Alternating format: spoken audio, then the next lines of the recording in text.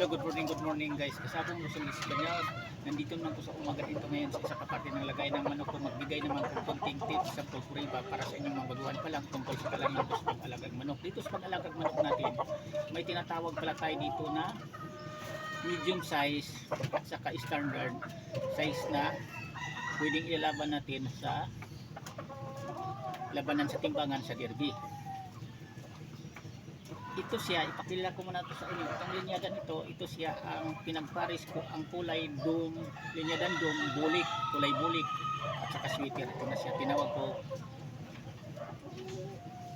sweater bulik. Sa ganitong mga kustura, ganito ang linyada sa isa manok na pwedeng gagamitin natin sa pang labanan sa timbangan kung kaya nating mulaban sa derby. Ang timbang nito, pinaka mababa, pinakamaliit nila dito. Dos ang timbang, 2-2, 2-3, 2-4, 2-5, 2-media ang pinaka ano nito, pinaka mabigat. Pero pagdating sa labanan sa timbangan, ituturo ko sa inyong maguhan pa lang para hindi tayo agrabyado. Ang manok natin, hindi tayo, halimbawa, ang makalaban natin malaki, matangkad, nasa pag-control natin yan kasi ang labanan na timbangan, kung di tayo marunong nitong mag-reduce sa timbang sa ating manok, ang makalaban natin malaki, mataas talaga. Pero kung marunong tayo, ituturo ko sa inyo. Halimbawa, ang manok niyo magtimbang ng 2 imidya, pagdaanin niyo yan bago isabak sa i-entry niyo sa labanan sa timbangan. Imbis 2 imidya, bawasan niyo yang 2 guhit. O kung maaari 3 buhit, huwag namang masyadong pag-aaning masyado ang manok, di na rin ikaganda sa pangatawan niya pagdating sa laro sa labanan. Halimbawa, ang manok mo lang 2-3, bawasan mo lang ng 1 guhit, gawin mo lang na 2-2. Yan, nagkadepende sa inyo. Ngayon, kung pwede niyong gawin na halimbawa, ang manok ng 2-4, gawin yung 2-2, pwede naman yan. Pero, i-observe nyo muna ang kilos niya, i-spar nyo yan kung di ba nagbago ang laro. Kasi, pinaka-importante sa labanan sa timbangan sa manok, nga kung anong timbang niya, yan ang kaya nagalhin, doon siya magaling bumatog palo.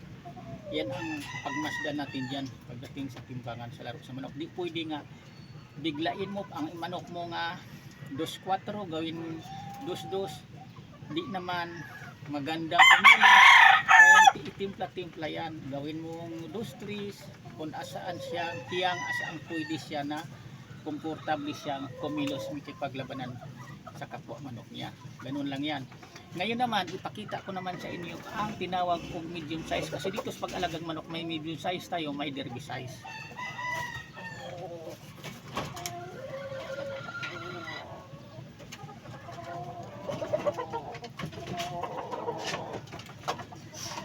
Ito naman yung linyada nito, Boston, kaya lang medium size. Ito ang tinawag medium size. Ang timbang dito sa mga medium size na linyada na ito,